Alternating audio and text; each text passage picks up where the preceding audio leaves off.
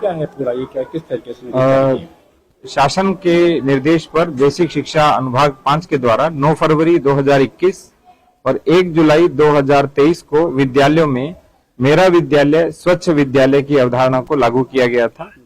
इसका मुख्य उद्देश्य है कि विद्यालय परिवेश की समग्र स्वच्छता रहे, उसके प्रति बच्चों में स्वामित्व विकसित हो, नैतिक उत्तरदायित्व की भावना विकसित हो और बच्चों में व्यवहार परिवर्तन हो, स्वास्थ्य के प्रति और स्वच्छता के प्रति वो गंभीर हों।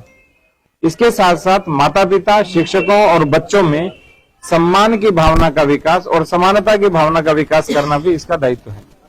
इसमें हमने 2 बार प्रेस कॉन्फ्रेंस भी की है। अभी बमनेटा गांव के अंदर बताया कि बच्चों से सफाई क्यों करवाई जा रही है, तो मैं स्पष्ट कर दूं कि विद्यालय परिसर के अंदर चाहे घास की कटाई है, कूड़े की सफाई है, या पेड़ों की छटाई है, या गड्ढों की सफाई है, या पौधों को पानी देना, ये सारे के सारे कार्यों के साथ साथ कक्षों इत्यादि की सफाई बच्चे और शिक्षक मिलजुल कर करते हैं।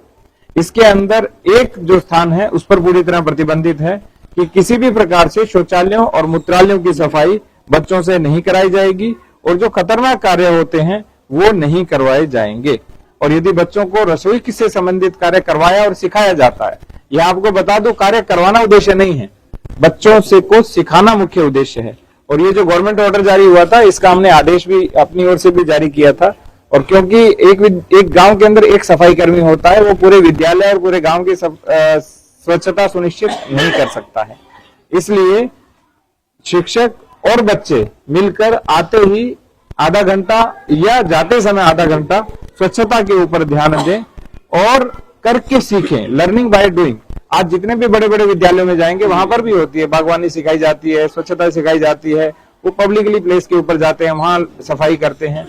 तो जो पब्लिक प्लेस है वहां पर सफाई करके बच्चों में उत्तरदायित्व की भावना जागृत करना और स्वास्थ्य और स्वच्छता के प्रति जागरूक करना, ये हमारे मेरा विद्यालय स्वच्छ विद्यालय का उद्देश्य है। कौन ऐसे मामले आप सामने आते रहे हैं, अगर बच्चे विद्यालयों में काम करते हैं तो अभिभावक शिकायत करते हैं कि अगर कार्रवाई हुई है, ये हमें अभिभावकों को समझाना चाहिए। 2021 और 2023 का शासनादेश है। मैं आपको फिर बताऊं, स्वच्छता ईश्वरीयता के पास है, ठीक है। Cleanliness is near to godliness. आप सोचिए अपने घर में कौन कौन सफाई करता है? सभी करते हैं, बड़ा भी करता है, छोटा भी करता है, माता भी करते हैं और बच्चे भी उसमें सहयोग करते हैं। तो यहाँ विद्यालय की सफाई कराना उद्देश्य नहीं है। कक्ष की सफाई क्यों नहीं करेंगे? अपने बस्ते की सफाई क्यों नहीं करेंगे? जहां अपनी पुस्तकें रखते हैं वहां सफाई बच्चे क्यों नहीं करेंगे? हम भी करते करते बड़े हुए, आप भी करते करते बड़े हुए, आपके बच्चे भी कर रहे हैं। लेकिन हुआ क्या, एक सफाई कर्मी के बाद सभी ने ये समझ लिया कि अब ये सारे काम करें और हमें सारे अधिकार है। ऐसा नहीं सर, अब ये माना जाएगा शिक्षा के साथ बच्चे जो है साफ सफाई दैनिक कामकाज, हाँ दैनिक कामकाज सीखें। ये हर शिक्षा में होता है। शिक्षा का मूल काम केवल 15/20 के कक्ष में बैठकर पढ़ना नहीं होता। शिक्षा का कार्य होता है कि बच्चा जीवन के हर व्यवहार को, आदत को, जीवन जीने को सीखे। तो हमारे यहाँ ऐसा नहीं है कि हमारे यहाँ सफाई कर्मी सफाई करने आते हैं, लेकिन सुबह अपने कक्ष की सफाई करना, बस्ते को देखरेख करना, पौधों को पानी देना, कोई कटाई छटाई में सहयोग करना, या कहीं प्लास्टिक पड़ा है, कूड़ा पड़ा है, उसे उठा करके रखना, ये बच्चों को सिखाने का है। और इसमें भी अभिभावकों को जागरूक करना। हमने बोला भी है कि एसएमसी के माध्यम से और पीटीएम के माध्यम से सभी अभिभावकों को इस संबंध में जागरूक किया जाए। और 2 जो शासनादेश हैं 2021 और 2023 के, उन दोनों शासनादेशों के विषय में विस्तार से बताया जाए। ये शासनादेश मैं आपको भी दूंगा ताकि आपको ऐसा हो कि इसके बारे में सब लोगों को पता चले। मीडिया में भी जाना चाहिए, सब जगह जाना चाहिए।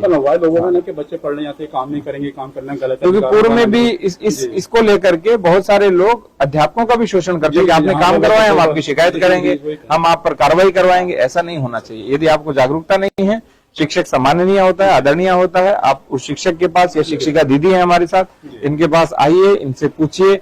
हाँ, नियम विपरीत हो रहा है तो हम सुधार करेंगे, लेकिन नियमानुसार हो रहा है तो आपको अपने में सुधार करना चाहिए। यही होना चाहिए।